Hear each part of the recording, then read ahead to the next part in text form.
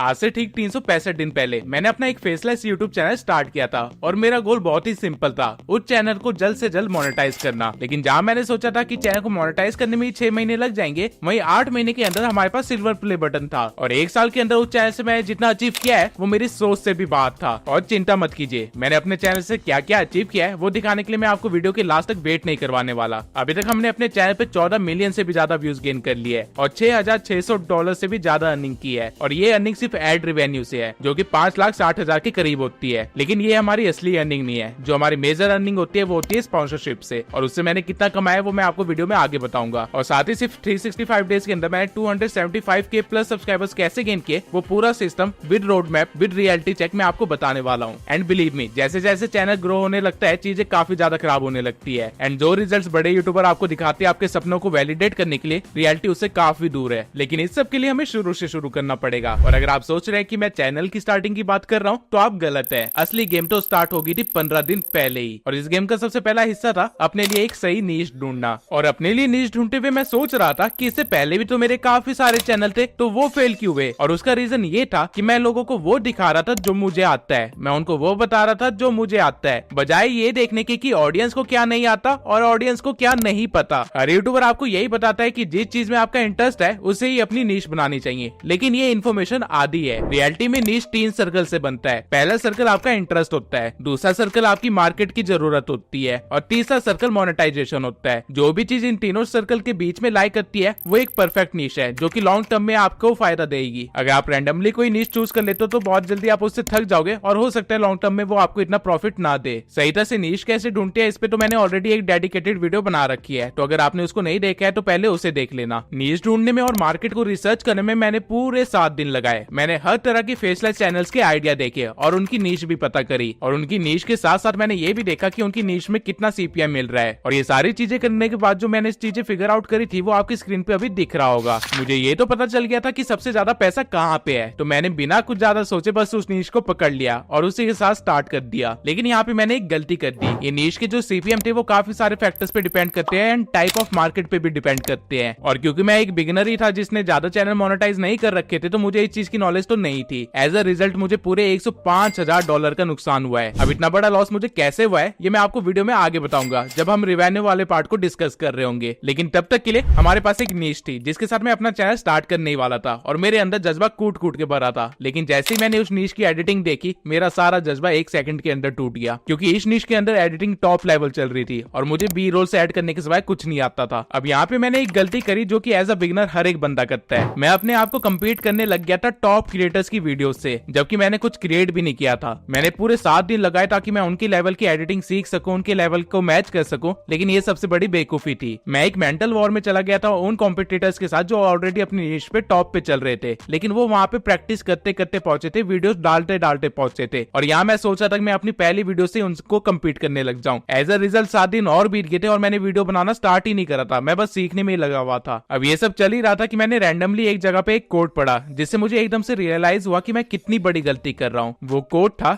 Just do it. ये पढ़ के मुझे एकदम से रियलाइज हुआ कि मैं जिन लोगों से कम्पीट कर रहा हूँ उनसे कम्पीट करने के लिए वीडियो तो डाल ही नहीं रहा हूँ, मैं सीखने में अपना सारा टाइम निकाल दे रहा हूँ। और यही करते करते मैंने 7 दिन और निकाल दिए अपने। अब ये जो चीज मेरे साथ हुई मुझे कहीं ना कहीं लगता है कि मेरी 90% ऑडियंस के साथ यही हो रहा होगा। आप लोग जो मेरी वीडियोस देखते हो कि यूट्यूब पे कैसे ग्रो हो, यूट्यूब की टिप्स एंड ट्रिक्स क्या है, कहीं ना कहीं आप लोग सिर्फ देखते ही रह जाते हो, इन चीजों को इम्प्लीमेंट नहीं करते। और ये चीज कोई और यूट्यूबर मेरी नीश में आपको नहीं बोलेगा, क्योंकि अगर उन्होंने आपको ये रियलिटी चेक दिया तो उनके व्यूज कम हो जाएंगे और कॉम्पिटिटर्स बढ़ जाएंगे। लेकिन मुझे उस चीज से फर्क नहीं पड़ता, इसलिए मैं आप लोगों को कह रहा हूँ कि स्टार्ट कीजिए, वीडियोस अपलोड करना स्टार्ट कीजिए, उनको इंप्रूव करना स्टार्ट कीजिए, तो ही आप इस लेवल पे पहुंच पाएंगे जो कि आप चाहते हैं। सिर्फ टिप्स एंड ट्रिक्स देख के आपका कुछ नहीं होने वाला। अब जैसे मुझे ये चीज की रियलाइजेशन हुई तो मुझे जितना आता था जैसे आता था उसी के साथ मैंने अपनी वीडियो की प्रोडक्शन स्टार्ट कर दी और कुछ ही दिन के अंदर एक ट्रेंडिंग टॉपिक के ऊपर मैंने वीडियो बना के उसे अपलोड भी कर दिया। और ये वीडियो थी ट्यूब सेंसाई चैनल की पहली video. And can you guess कि मुझे कितने व्यूज आए होंगे उस वीडियो पे? टू योर सरप्राइज मुझे 45 डेज तक उस वीडियो पे 100 व्यूज भी नहीं आए थे। इवन पहले के 3 दिन तो मुझे एक भी व्यू नहीं आया था। जो भी व्यूज आप यहाँ पे देख रहे हो वो मैंने खुद को ही दिए थे अलग अलग डिवाइसेस से, ताकि यूट्यूब को थोड़े इंप्रेशन मिल जाए और वो मेरी वीडियो को सजेस्ट करना स्टार्ट कर दे। और ये है मेरे चैनल की सच्चाई। लेकिन मैं यहाँ पे रुका नहीं, बल्कि मैं हर हफ्ते वीडियो डालता रहा, क्योंकि मुझे पता था कि कंसिस्टेंसी से ज्यादा कुछ भी यूट्यूब पसंद नहीं करता। लेकिन उससे भी ज्यादा कोई फर्क पड़ा नहीं, क्योंकि एक के बाद मेरी एक वीडियो फ्लॉप होती गई और एक 1 महीने बाद जाके कहीं मेरे 100 सब्सक्राइबर्स कंप्लीट हुए थे। सुनने में जितना अनरियलिस्टिक लग रही है उतनी ही बड़ी रियलिटी है। और सबसे दुख की बात ये थी कि जिस टॉपिक पे मैंने वीडियो बनाई थी उस टॉपिक पे हर बंदा वीडियो बना रहा था और उन सबकी वीडियोस कम से कम 3000 4000 व्यूज गेन कर रही थी और उनके 1000 सब्सक्राइबर्स तो ऐसे ही हो जा रहे थे। वही मैं अब तक 3-4 वीडियोस अपलोड कर चुका था अच्छी खासी नॉलेज और एडिटिंग के साथ, लेकिन मेरे 100 सब्सक्राइबर्स भी कंप्लीट नहीं हुए और व्यूज आना तो दूर की बात। अब होता क्या है कि आप लोग ऐसे टाइम पे गिव अप कर देते हो। मेरे ईमेल और इंस्टा इनबॉक्स भरा हुआ है ऐसे लोगों से जिनकी पहली वीडियो नहीं चली या फिर 2 महीने में सक्सेस नहीं मिली तो उन्होंने गिव अप कर दिया, ये कहते हुए कि उनका चैनल डेड है या फिर यूट्यूब लक का गेम है और उनका लक सही नहीं है। और आधे से ज्यादा लोग तो एक नया चैनल बना के सेम गलती दोबारा से कर रहे होते हैं और इस रीजन से वो लोग अपने मेन चैनल पे वीडियोस अपलोड करना बंद कर देते हैं, जिसकी वजह से उनकी कंसिस्टेंसी टूट जाती है और बिगड़ा हुआ काम और बिगड़ जाता है। अब इस चीज में मैं आप लोगों की गलती भी नहीं बोलूंगा क्योंकि मैं खुद भी ऐसे सिचुएशन में आ गया था जहां मुझे समझ नहीं आ रहा था कि मैं क्या गलती कर रहा हूं जिसकी वजह से मेरी वीडियोस नहीं चल रही है। तो मैंने हर एक तरह की स्ट्रेटेजीज लगाना स्टार्ट कर दिया। मैंने ट्रेंड चेकिंग का इस्तेमाल किया दबा के। मैं हर एक क्रिएटर के ऊपर ट्रेंड चेकिंग का इस्तेमाल कर रहा था, लेकिन मैं अपनी नीश से रिलेटेड ही क्रिएटर्स के साथ ये कर रहा था। For example decoding YT, Algrow and Manoj Dey. लेकिन जब मेरी ये वीडियोस भी नहीं चली तो मैंने एक एक्सपेरिमेंट करने का सोचा। मैंने अपनी नीश से हट के एक क्रिएटर पे वीडियो बनाई एंड इट वर्कड। पहली बार मुझे किसी वीडियो पे एक दिन के अंदर 1000 व्यूज आए थे और मुझे समझ आ गया था कि इस क्रिएटर से रिलेटेड डिमांड तो है मार्केट में जिसे कोई फुलफिल नहीं कर रहा। तो मैंने उससे रिलेटेड और वीडियोस बनाई और फर्स्ट टाइम मेरी किसी वीडियो में 7 दिन के अंदर 40,000 व्यूज आए थे। That was the break even point for my channel. लेकिन ये एक ब्रेक इवन पॉइंट के साथ साथ एक डेड एंड भी था और ऐसा क्यों था ये मैंने अपनी इस वाली वीडियो में बता रखा है। तो अगर आप डिटेल में जानना चाहते हैं तो इस वीडियो को भी देख लेना, वरना आप वही गलती करेंगे जो मैं करने वाला था। अब 3 महीने में मैंने सिर्फ 173 सब्सक्राइबर्स गेन किए थे and this is the dark reality of faceless channel. But जैसे ही मैंने अपनी ये वाली वीडियो अपलोड करी थी मुझे 2000 सब्सक्राइबर पहुंचने में सिर्फ 1 हफ्ता लगा और सितंबर मंथ खत्म होते होते आई was having nearly 15,000 subscribers. 173 subscribers से लेके 15,000 सब्सक्राइबर्स तक पहुंचने के लिए मुझे सिर्फ एक वीडियो लगी, लेकिन उस एक वीडियो को बनाने के लिए मुझे 3 महीने की patience, consistent mental breakdown, market research, analysis, strategy building और काफी कुछ लग गया। Fast forwarding to 6 months of the channel मैंने 60,000 सब्सक्राइबर्स गेन कर लिए थे और डिकोडिंग वाईटी के बाद सबसे फास्टेस्ट ग्रोइंग चैनल बन गया था मेरा इस नीश के अंदर। सभी कॉम्पिटिटर्स जिनकी पहली ही वीडियो वायरल हो गई थी, जिन्होंने काफी ज्यादा सब्सक्राइबर्स गेन कर लिए थे सिर्फ एक वीडियो से, वो सब मेरे से पीछे हो गए थे और यहाँ तक पहुंचने के लिए मुझे सिर्फ 22 वीडियोस लगी।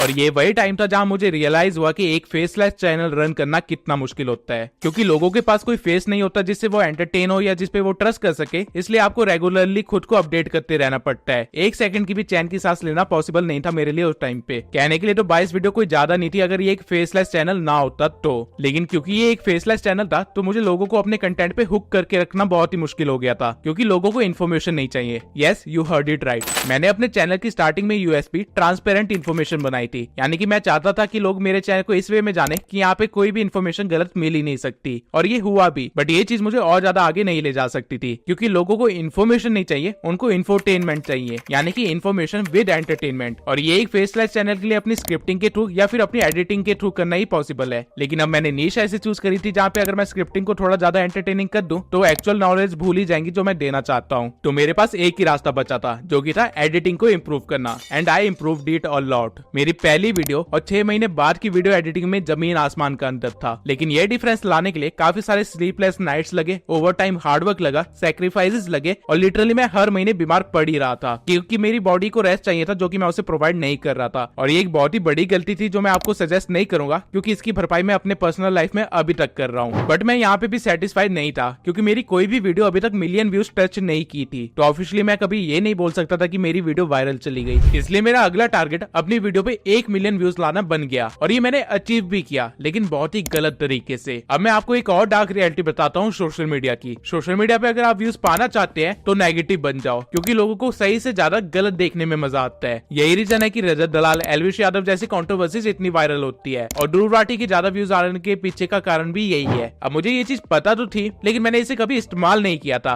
बट मैंने जब इस चीज का इस्तेमाल किया, आप यकीन नहीं करेंगे, मेरी वीडियो ने एक्चुअल में 1 मिलियन व्यूज क्रॉस कर लिए। सिर्फ अपलोड करने के एक दिन में उस वीडियो पे 100 के व्यूज आ गए थे, जो कि अभी तक इस चैनल के फास्टेस्ट व्यूज हैं। मैं इस वीडियो का title how to start YouTube in 2024 रखने वाला था, बट एंड मोमेंट पे मैंने सोचा कि इस टाइटल को चेंज करके थोड़ा नेगेटिव और डिमोटिवेटिंग करते हैं, एंड इट वर्कड। मैंने वीडियो के अंदर इन्फॉर्मेशन पूरी सही दी थी और काफी वर्दी इन्फॉर्मेशन दी थी, लेकिन स्टिल लोगों ने मुझे कमेंट्स में काफी गालियां लिखी। और उस दिन मुझे रियलाइज हो गया कि लोगों को खुद भी नहीं पता कि वो कितने इजीली मैनिपुलेट किए जा सकते हैं। और मेरी इस थिंकिंग को वैलिडेट करने के लिए मेरे मेरे पास एक और रीजन था। उस वीडियो से जस्ट ठीक पहले मैंने एक और 47 मिनट की वीडियो अपलोड करी थी और वो भी एक बहुत ही ट्रेंडिंग टॉपिक पे, बहुत ही इंफॉर्मेटिव वीडियो। लेकिन उस वीडियो को 100 के व्यूज क्रॉस करने में पूरे एक हफ्ता लगा और 1 मिलियन क्रॉस करने के लिए उसे 52 डेज लगे। Now I was having two option, या तो मैं नेगेटिव टाइटल्स के साथ ही वीडियो बनाता रहूं जैसा कि मनोज डे करता है और लोगों की गालियां खा खा के अपना काम चलाता रहूं, या फिर मैं और मेहनत करके और अच्छी वीडियो बनाता रहूं और उम्मीद करूं कि मिलियन व्यूज आ ही जाएंगे। और मैं सेकंड मेथड को चूज किया, जिसकी वजह से आज तक उन वीडियोस के बाद मेरी किसी भी वीडियो पे मिलियन व्यूज तो नहीं आए हैं। अब ये चीज मैंने आप लोगों के साथ शेयर इसलिए करी क्योंकि जैसे जैसे आपकी ग्रोथ होगी आपके नीड बढ़ते जाएंगे, आपकी वांट्स बढ़ती जाएंगे और उसकी वजह से हो सकता है आप अपनी मोरालिटी को भूल के कुछ गलत कदम लेना स्टार्ट कर दे। लेकिन आपको ऐसा नहीं करना है। आप लोग मेरे सब्सक्राइबर्स है और मैं नहीं चाहता कि आप लोग कभी ऐसा कुछ गलत काम करे। बट अगेन यहाँ पे एक और डार्क रियलिटी है। डजंट मैटर आप कितने भी अच्छे बन जाओ, लेकिन अगर आप सोशल मीडिया पे हो तो आपको गालियां तो पड़ेगी ही पड़ेगी और आपको बेमतलब का हेट भी मिलेगा। और ये चीज मुझे तब रियलाइज हुई जब मैंने रिसेंटली अपनी एक लाइफ स्टोरी वाली वीडियो शेयर करी थी। उस वीडियो में मैंने कोई भी चीज बढ़ा चढ़ा के नहीं बोली, एक भी चीज झूठ नहीं बोली। जो चीज मुझे जैसे याद थी मैंने वो बता दी, लेकिन लिटरली लोगों ने वहां कमेंट में लिख दिया कि मैं फेक बोल रहा हूँ या फिर गालियां देना स्टार्ट कर दिया मुझे। और जब मैंने उन लोगों से कमेंट में पूछा कि वो ऐसा क्यों सोच रहा है कि मैंने फेक बोला है, तो उनके पास कोई एक्सप्लेनेशन नहीं था, बल्कि उल्टा वो 2 गालियां और दे रहे थे मुझे। अब मैंने कभी अपने चैनल पे कुछ ऐसा तो नहीं किया था कि जिसकी वजह से मुझे गालियां पड़े, ना ही मैं किसी कंट्रोवर्सी वगैरह में आया था, लेकिन स्टिल मुझे गालियां पड़ रही थी। और ये देखते हुए मुझे ये रियलाइज हो गया कि जैसे जैसे तुम्हारी पर्सनल ग्रोथ होगी, चैनल की ग्रोथ होगी, वैसे तुम्हारे हेटर्स भी ग्रो होंगे और हेटर्स बनाने के लिए तुम्हें कुछ करने की जरूरत नहीं है, वो खुद ही बन जाएंगे। अब ये एक ऐसी चीज थी जिससे मैं बहुत ही ज्यादा अनजान था, क्योंकि सोशल मीडिया पे कभी इतनी ज्यादा फेम मुझे मिली नहीं थी पहले।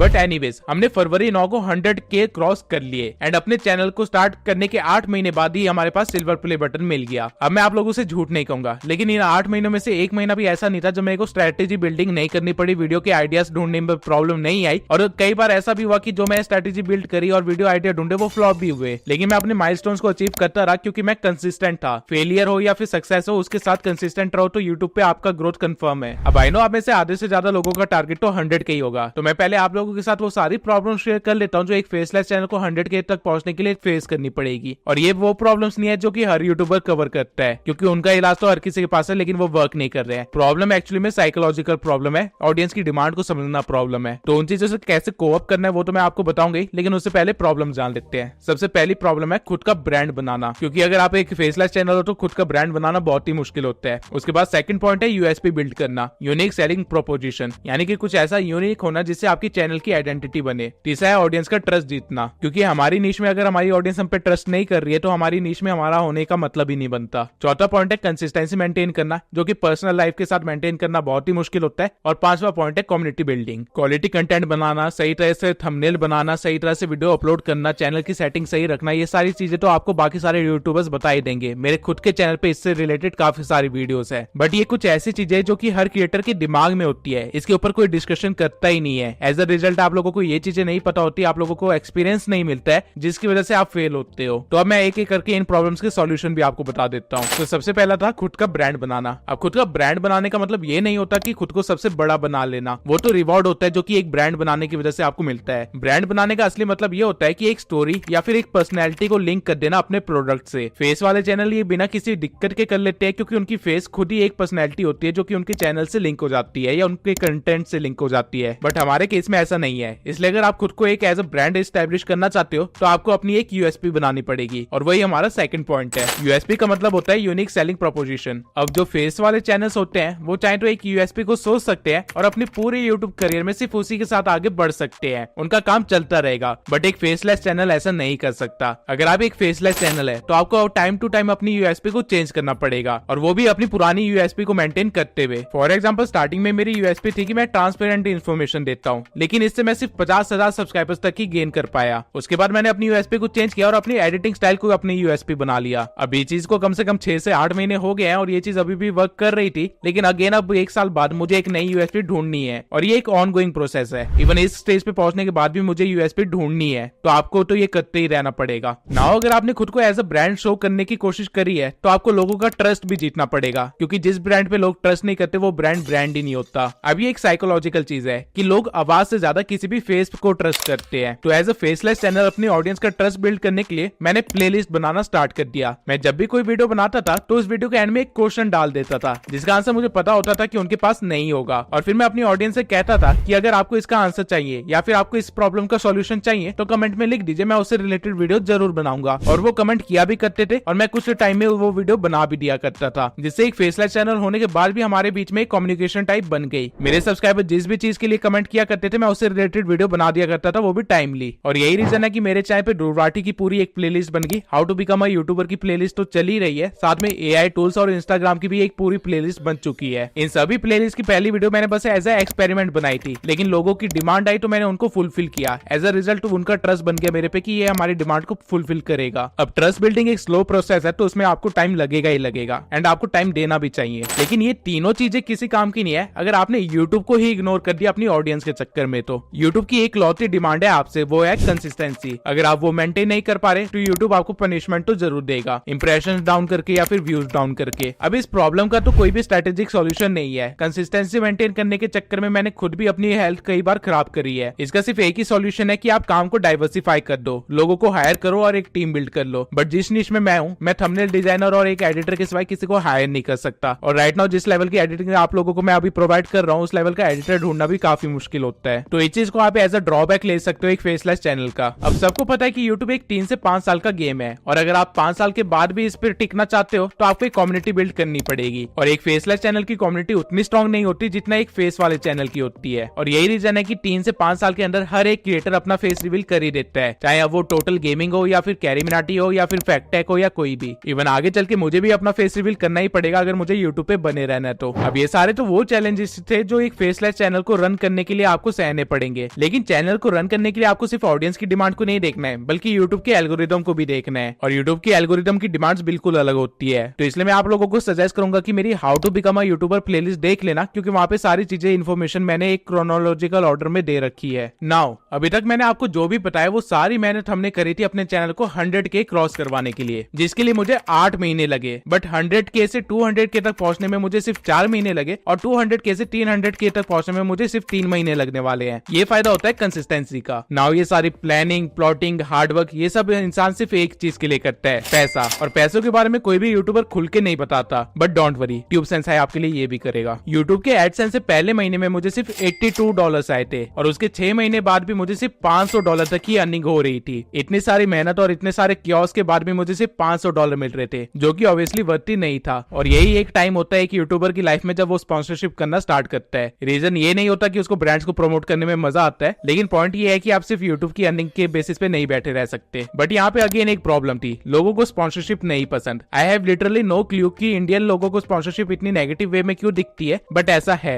मैंने कभी भी किसी बैटिंग ऐप या फिर किसी स्पैमिंग कंपनी की स्पॉन्सरशिप नहीं करी, क्योंकि मैं खुद उन चीजों को गलत मानता हूँ। ऑल्दो वो कंपनीज 10-10 लाख देने के लिए तैयार है right at the moment, but इनको करना मेरे लिए सही नहीं है, क्योंकि मैंने जो अपनी ऑडियंस के साथ ट्रस्ट बनाया था वो टूट सकता है। मेरी ऑडियंस काफी हद तक बच्चे ही हैं, तो वो बड़े इजिली इन्फ्लुएंस हो सकते हैं और एक गलत काम कर सकते हैं। बट अगेन यही काम अगर फुकरा इंसान कर रहा होता है, एलविश यादव कर रहा होता है, या फिर कोई बड़ा यूट्यूबर कर रहा होता है, तो लोगों को इससे कोई फर्क नहीं पड़ता। अंटिल कोई छोटा यूट्यूबर कर रहा है तो उसको गालियां पड़ेगी, लेकिन बड़े यूट्यूबर को कोई कुछ नहीं बोलता। और ये एक डार्क रियलिटी है इस इंडस्ट्री की। और मुझे जब भी कोई स्पॉन्सरशिप आती है तो मैं हमेशा ट्राई करता हूँ कि उन स्पॉन्सरशिप के थ्रू भी मैं अपनी ऑडियंस को एजुकेट कर सकूं, उनको नॉलेज दे सकूं। But as I said, doesn't matter आप कितने भी अच्छे काम कर लो, सोशल मीडिया पे आपको गालियां तो पड़ेगी ही पड़ेगी। मैं हमेशा स्पॉन्सरशिप वही लेता था जो मेरी नीश से रिलेटेड हो, और जो भी स्पॉन्सरशिप मेरे पास आती थी मैं हमेशा ट्राई करता था कि मेरी ऑडियंस उससे मैक्सिमम प्रॉफिट निकाल सके। इसलिए मैं स्पॉन्सर्ड ऐप या वेबसाइट के थ्रू भी नॉलेज देने की कोशिश करता था, और ना ही मैंने कभी किसी स्पॉन्सरशिप की बेमतलब की तारीफ करी। जो काम उनका अच्छा था मैंने उसको प्रेस किया, जो काम उनका अच्छा नहीं था वो मैंने किसी वीडियो में या कमेंट में जाके बता ही दिया कि ये अच्छा काम नहीं है इनका, ये मत करना। बट स्टिल लोगों ने मुझे ये कमेंट किए हैं, और ये चीजें आपके साथ भी होगी। ऑडियंस को इस चीज से कोई फर्क नहीं पड़ता कि आपने उनके लिए क्या किया है या फिर क्या कर रहे हो, उनको सिर्फ इस चीज से फर्क पड़ता है कि उनका काम निकल जाए। एंड सॉरी टू से, बट ये एक डार्क रियलिटी है कि ऑडियंस की भी डबल स्टैंडर्ड्स हैं। अगर कोई बड़ा यूट्यूबर या फेस वाला चैनल कोई अगर कुछ ऐसा गलत प्रमोट कर भी रहा है, भले वो ट्रेडिंग के थ्रू हो या फिर गैमलिंग ऐप हो या फैंटेसी ऐप हो, तो लोग उसको भी देख लेते हैं, उनसे इन्फ्लुएंस होकर काम शुरू भी कर देते हैं। लेकिन अगर एक फेसलेस चैनल होकर आपने ये गलती करी तो आपको जो गालियां पड़ेंगी उससे आपको सिर्फ भगवान ही बचा सकता है। अब एक बार ऑडियंस की साइकोलॉजी को साइड रख के मैं आपको एल्गोरिदम का भी बता देता हूँ कि स्पॉन्सर्ड वीडियो से एल्गोरिदम पे क्या फर्क पड़ता है। आप जब भी कोई स्पॉन्सर्ड वीडियो करोगे तो आपको हमेशा उस पर कम व्यूज आएंगे। एज अ रिजल्ट जो आप अगली वीडियो डालोगे उस पर भी कम व्यूज आएंगे, क्योंकि पहली वीडियो पे जब कम व्यूज आए थे तो आपके रिटर्निंग व्यूज कम हो गए थे, और अगली वीडियो जो आपने डाली यूट्यूब ने उसको उतने ही लोगों को दिखाया जितने ने पिछली बार आपकी वीडियो देखी थी। तो मतलब आपका एक रेशियो गिर जाता है रिटर्निंग व्यूज का। लेकिन इससे टैकल करने का एक सॉल्यूशन है जो मैंने फाइंड आउट किया था और मेरे लिए वर्क करता है। आप जब भी कोई स्पॉन्सर्ड वीडियो डाल रहे हो तो उसकी अगली वीडियो को कोई ऐसी डालना जो बहुत ही ज्यादा ट्रेंडिंग हो, या फिर एक बहुत ही जनरल ऑडियंस के लिए हो, बहुत ही ब्रॉड कैटेगरी का कोई टॉपिक उठा के डालना जिसको बहुत ज्यादा लोग देखे। अगर आप ऐसा करते हो तो आप अपने ऑडियंस को मेंटेन कर पाओगे, अपने व्यूज को मेंटेन कर पाओगे, वरना आपका चैनल धीरे धीरे डेड हो जाएगा। एंड ट्राई करना कि ज्यादा स्पॉन्सरशिप ना करो, आप कितना कंटेंट डाल रहे हो उस हिसाब से देख के स्पॉन्सरशिप करना, अदरवाइज मत करना। अब मैंने फाइनेंशियल एक्सपेक्ट को लेकर आपको ऑडियंस का माइंडसेट भी समझा दिया और आपको खुद को कैसी चीजें मेंटेन करनी है एल्गोरिदम के साथ वो भी बता दिया। अब मैं आपको ये भी बता देता हूँ कि मैंने अभी तक स्पॉन्सरशिप से कितनी अर्निंग करी है। अब क्योंकि मैं एक फेसलेस क्रिएटर हूँ तो ऑब्वियसली मैं ज्यादा स्पॉन्सरशिप तो नहीं कर सकता था, इसलिए एक साल के अंदर मैं सिर्फ 7 लाख ही अर्न करे स्पॉन्सरशिप से। और एक रीजन ये भी था कि मैं बेमतलब की स्पॉन्सरशिप नहीं करता, जो चीज मुझे लगता है मेरे ऑडियंस के काम आ जाएगी सिर्फ उन्हीं की स्पॉन्सरशिप करता हूँ। अदरवाइज जितने मेरे सब्सक्राइबर है इतने में आराम से कोई बंदा कम से कम 20 लाख तक की स्पॉन्सरशिप तो कर ही सकता है और इतने अर्न कर सकता है एक साल के अंदर। अब अगर आपको स्टार्टिंग में याद हो तो मैंने कहा था कि मुझे $105,000 का नुकसान हुआ है, तो अब उसके पीछे का भी आपको बता देता हूँ रीजन क्या है। रिसेंटली मैं एक फॉरेनर यूट्यूबर को देख रहा था जिसने अपनी अर्निंग रिवील करी थी और वो हमारी नीश का ही है। एंड टू माय सरप्राइज उस बंदे को अपनी वीडियोस के ऊपर 8 से लेकर $9 का सीपीएम मिल रहा है, वहीं मुझे अपनी वीडियोस पे मुश्किल से $0.53 का सीपीएम मिल रहा है। जस्ट बिकॉज मेरी वीडियोस हिंदी में है तो इस चीज का मुझे नुकसान भी हो रहा है, वरना जितने भी मैंने एक साल के अंदर अभी गेन किए हैं उसको अगर मैं मल्टीप्लाई कर दूं उस सीपीएम से जो उस फॉरनर को मिल रहा है तो मेरे आराम से $105,000 तक बन रहे थे। अगर इंडियन रुपीज में कहूं तो ये कुछ 80 लाख के भी ऊपर है। लेकिन आप लोग सीपीएम और आरपीएम को बढ़ा सकते हो। अगर आप लोग चाहते हो कि मैं इस टॉपिक को भी कवर करूं और डिटेल में बताऊं कि आप ऐसा कैसे कर सकते हो तो कमेंट सेक्शन में लिख देना, मैं इसके ऊपर वीडियो जरूर बनाऊंगा। नाउ जिस तरह मैंने ये चैनल स्टार्ट किया था और जैसे इसके स्टार्टिंग के 3 मंथ्स निकले थे उस हिसाब से तो मैंने इस चैनल को 365 डेज में काफी ज्यादा ग्रो कर लिया है और मैंने काफी कुछ अचीव भी किया है इससे, तो मैं इसके लिए काफी ग्रेटफुल भी हूँ। एंड द रीजन मैंने आप लोगों के साथ ये सारी इनसाइडर इन्फॉर्मेशन और रियलिटी चेक्स दिए हैं वो ये है क्योंकि स्टार्टिंग में कोई यूट्यूबर ऐसा नहीं था जो मुझे ये सारी चीजें बता देता। अगर किसी ने मुझे बताया होता तो मैं बेटर स्ट्रेटेजीज के साथ आता, बेटर रिजल्ट्स लेके आता, लेकिन अगेन सबने इस चीज को छुपाने का सोचा, पता नहीं क्यों। तो मैं नहीं चाहता कि आप लोगों के साथ ऐसा हो, इसलिए मैंने सब कुछ आपको बता दिया ट्रांसपेरेंट रह के। आई होप आप लोगों की ये 365 डेज की स्टोरी उतनी ही इंटरेस्टिंग लगी हो जितनी ही एक्साइटिंग ये मेरे लिए एक्चुअल में थी। और अगर आप लोग इस आवाज के पीछे की शक्ल देखना चाहते हो तो जल्दी से 500K करवा दो, मैं 500K के बाद अपना फेस रिवील कर दूंगा। लेकिन तब तक मैं आप लोगों को एक चैलेंज भी देना चाहता हूँ, 365 डे चैलेंज फॉर यूट्यूब। मैं चाहता हूँ कि आप लोग अपना एक नीश डिसाइड कीजिए और 365 डेज तक उस पर वर्क कीजिए, अच्छे अच्छे कंटेंट डालिए। मैं आप लोगों के लिए इंस्टाग्राम पे एक स्पेशल कम्युनिटी और ग्रुप बनाने वाला हूँ, तो अगर आप लोग अपना चैनल स्टार्ट करते हैं, मुझे अपनी स्टोरी में टैग करते हैं इंस्टाग्राम पे, और अगर मुझे आपका चैनल वर्थी लगता है अपनी कम्युनिटी में ऐड करने के लिए, तो मैं आप लोगों को एक ग्रुप में ऐड करूंगा जहाँ पे आप जैसे और भी हसलर्स होंगे, ताकि आप लोग एक दूसरे की हेल्प करते हुए आगे बढ़ सके। मैं टाइम टू टाइम उस कम्युनिटी के अंदर आके आप लोगों को गाइड भी करता रहूंगा, लेकिन बहुत सारे काम होने की वजह से मैं ज्यादा एक्टिव नहीं रह पाऊंगा, इसलिए मैं चाहता हूँ कि आप लोग ग्रुप में ऐड हो जाए और एक दूसरे की हेल्प करते हुए आगे बढ़े। तो अगर आपको इस कम्युनिटी के अंदर ऐड होना है तो सबसे पहला काम आपको ये करना है कि आपको चैनल बना के उस पर कम से कम 10 वीडियोस डालनी है और उसके बाद मुझे इंस्टा स्टोरी पे टैग करना है विद हैशटैग